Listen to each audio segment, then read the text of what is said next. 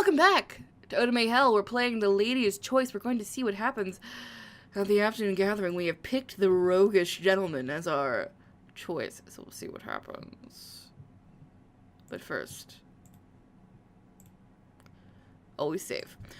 That afternoon, we arrive at the event rooms to see who else decided to attend this gathering. As soon as we step inside, we are accosted by Miss Claire Witter. Oh, Lady Ashbourne, Miss Gloucesterbury. I'm so going to regret picking Gloucesterbury as my last name. It's ridiculous. We all dip into curtsies, though Miss Witter's is rather more animated than ours. Isn't it the most thrilling thing? This is my first time attending these events on my own, you know. Well, except for the presence of my aunt, who provides little more than complaints at everything we do. I like her. She's growing on me.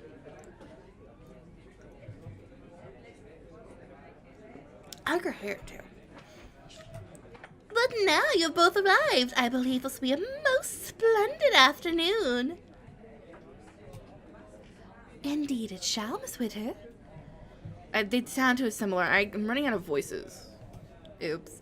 Arabella obviously sees a new friend in the girl and sidles up to her. Twice I've seen the word sidle in this. Again, this is great sound design. Listening to this background noise. Hold on.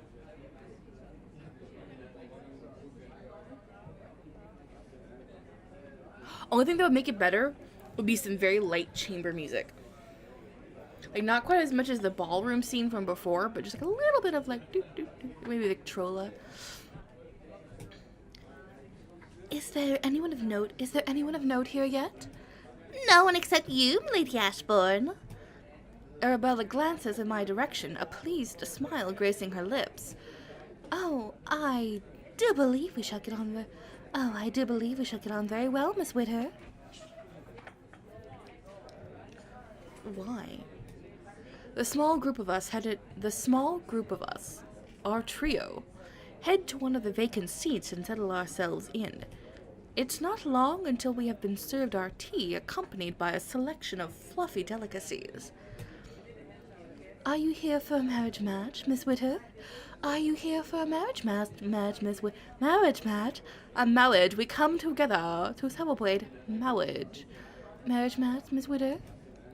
This is what I hope, though I have seen no one yet. That is what I hope, though I have seen no one yet. How old are you? That is often the way. That is often the way. That is often the way. The conversation is suddenly halted as the room falls quiet.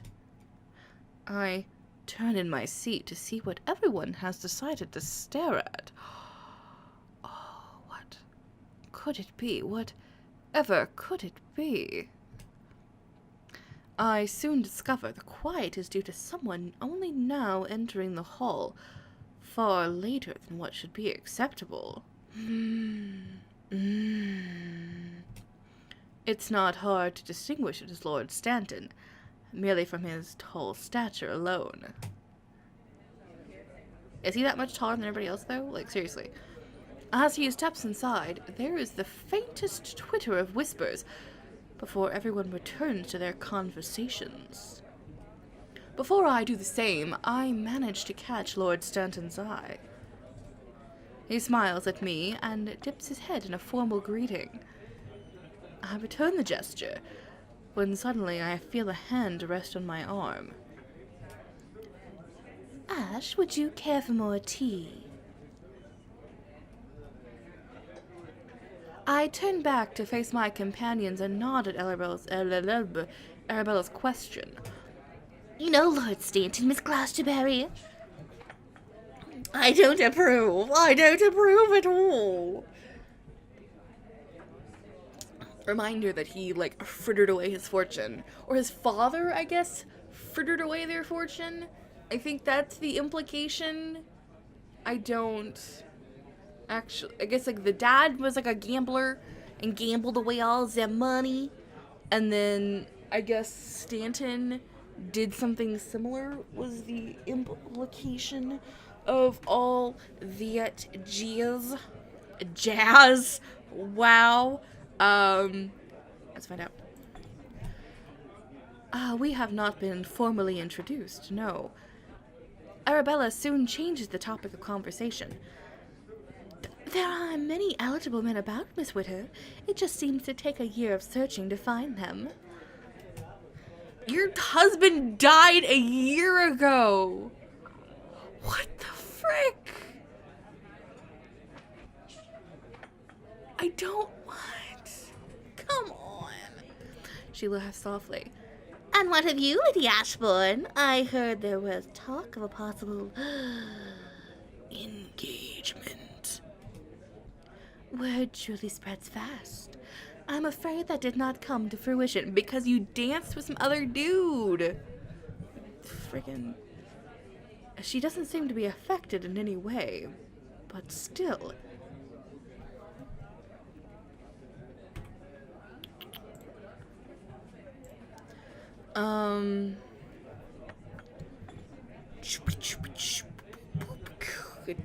What should I pick?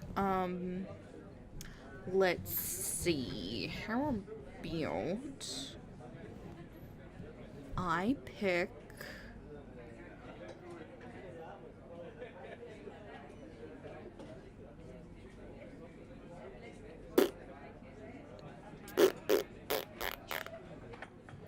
this is the noises I make as I'm thinking.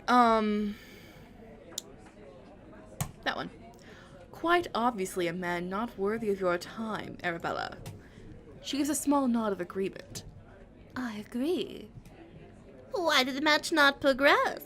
Her voice is just getting worse and worse the more I do it. Arabella shrugs her shoulders and shuffles back in her seat a little bit. He is not a fan of being in society, and our life together would have been spent mostly in the country. And though some may value the peace of that life, she throws me a knowing smile. It is not what I wish for my future. I enjoy the crowds of the town too much to surrender that for marriage. It is a fact that would be difficult to deny. Arabella is truly in her element amongst the crowds. As the conversation dwindles, I glance around. As the conversation dwindles, I glance about the room, noticing Lord Stanton is not amongst the chattering people. Because no one wanted to talk to him. Would he have left already?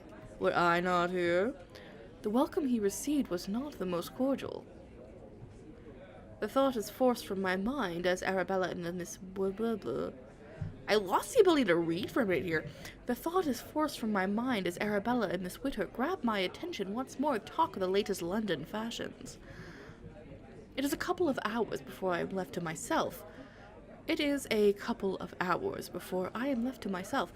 Miss Witter most insistent upon Arabella meeting her tiresome, quote, aunt. Taking a walk about the room, I heard no conversation that tempts me to join, so continue on. Wait. Okay, I read that weird. Peering down a side hallway, I begin walking down it. You're just gonna randomly wander through somebody else's house. Really, me? Really, me? I'm gonna do this? Because it's me. Shoot. Oh my god. Okay. Exploring the event hall has far more interest than forced pleasantries with strangers at that moment. Halfway down the corridor, I catch a whisper of voices and find my feet following the source of the noise before I can stop. Music change. This game has great sound design overall. Really good sound design. Like, its sprites are good, its sound design is good. I feel like it's back, and its CGs are good. This one CG so far is really good. But I feel like the backgrounds are kind of okay. Like, they could be better. Like, they're not bad. But, like, it's definitely a difficulty. The voices now made clearer to be made clearer to be angered ones come from behind a small doorway. I'm about to turn away when I recognize one of them as Lord Stanton's. You press your luck to call on me here. You press your luck to call on me here. Voice, I have no words careful to go unnoticed. Is it Bookie? His loan shark? Who is it? Yeah, see, that's the house. That's the gambling house. I am there most every night. Why should this evening be any different? Lord Stanton, really? Stanton's voice holds an unmistakable tension. Possibly pleased with you being such good friends now. Yes, I am sure his wallet is most excited by my presence. That is unfair, my lord. You cannot blame all your bad fortune on my good employer. He does not force those in his establishment to gamble. He only provides the option. Stanton, you have a problem. Ugh, shoot. Welp, let's just go from here. Okay. Stanton gives a derisive snort. That's what that sounds like. It's a derisive snort. I love derisive snorts. Yes, the man's practically a saint. There's a silence so tense it seems to batter me even through the closed door. Until tonight then, my lord. The sound of a door opening and closing echoes from the room, and I realize the conversation is over. Throwing my glance about the hallway, I am dismayed to find no hiding places. The door before me opens, revealing Lord Stanton, whose face tenses in surprise to find me. Miss Gloucesterbury, what are you doing here?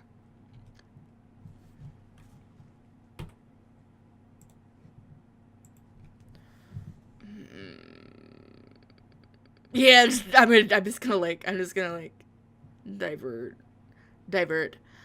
I would be obliged to ask the same of you, Lord Stanton. It is not usual for guests to hide themselves away to argue with strangers. A silence falls between us as he glances over my unwavering expression. Then he smiles broadly. Ah, look at that smile.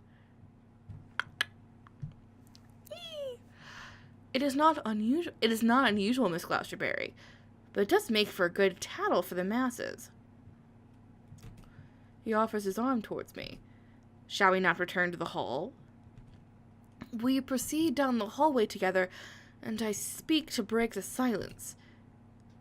You have discovered my name, I see. I believed it was only fair, as I was sure someone would be quick to inform you of mine after the ball. I give a small nod. And along with my name, I'm most certain you have had my most scandalous details relayed to you. My expression drops a little at his words, giving answer enough. I see. Then what you overheard just moments ago cannot have come as much of a surprise. You are very open and most keen to make light of it all. What use is there in doing otherwise? Though I wish my affairs could be my own, that can never be the case in today's world. It is a fact I have grown used to. I would care very little of what others say of myself, but that it should have an effect on my family is what concerns me most. I'm getting weird with his voice. I don't know why I'm doing it this way. Screw it, I can't do dudes anyway, I might as well. Before we can speak more on, I'm getting, way into the voices. I'm getting so into them. But, I can't do dude voices properly. I can do, teenage boy voices, obviously. But, so I'm just, being weird with his voice. Before we can speak more on it, we come to the entrance of the hallway, which opens back into the hall. A few people glance in our direction, and I can feel Stanton tense beside me. I shall take my leave of you now, Miss Gloucesterbury. It would be unfair for me to tarnish your good name, all for the want of more of your fair-minded company. Next time, on Otome Hell, we play more Lady's Choice and see where this conversation takes us.